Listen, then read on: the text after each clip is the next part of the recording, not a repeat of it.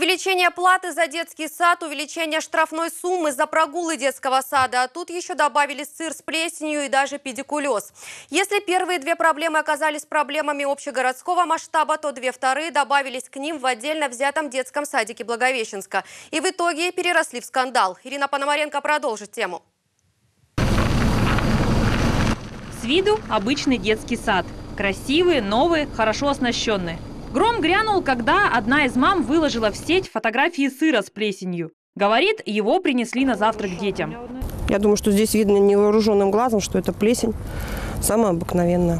Элеонора, врач по профессии, вынуждена следить, чем питается ее сынишка. Он страдает аллергией.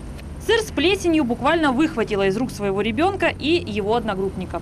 Я обратила внимание, что на стол был выдан сыр в группу, стоял на столе, на краю которого была плесень. Я сначала подумала, что это, знаете, на сыре бывает надпись синяя. Так вот. Но приглядевшись, я поняла, что это плесень. Рассказывает, сразу же отправилась к заведующей филиалом разбираться. Разговор ни к чему не привел. Однако позже ее пригласили к директору прогимназии. Элеонора взяла с собой группу поддержки. Галина Ивановна сразу себя стала позиционировать по принципу «я начальник, ты». Да, и начала делать некорректные абсолютно замечания Элеоноре Николаевне, то, что она неправильно сидит.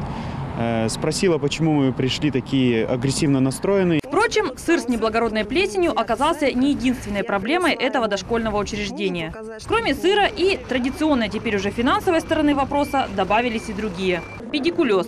В распоряжении Амурской службы новостей оказалась запись с общего родительского собрания. Оно прошло накануне. Что хочу сказать, просто предостеречь.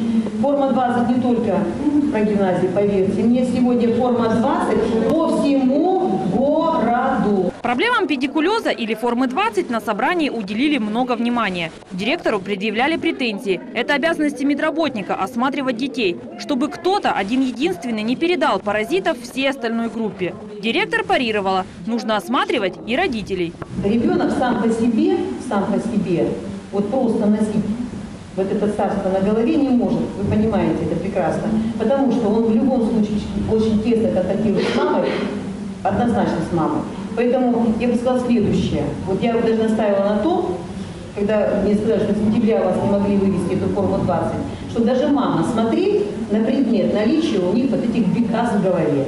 Кто и кого должен осматривать, так окончательно и не решили. К тому же до сих пор оставался нерешенным еще один наболевший вопрос. Тот самый злополучный сыр с плесенью. Директор, кажется, была уверена. В этой истории, если кто и виноват, так воспитатель. Не пустила бы слишком внимательную маму в группу, не было бы и никакой сырной истории. Первое. Педагог не имел права запускать в группу постороннего человека, будь то родитель или кто-то еще. Первое. Не имел права. Никто.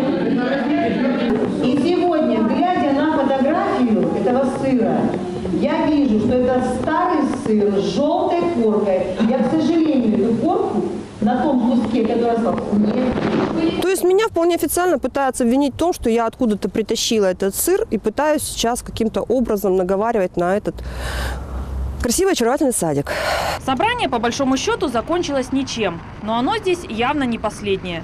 А сыр с плесенью хранится в морозилке. В детском саду образец сыра с того завтрака тоже определили в морозильную камеру. Теперь дело за специалистами.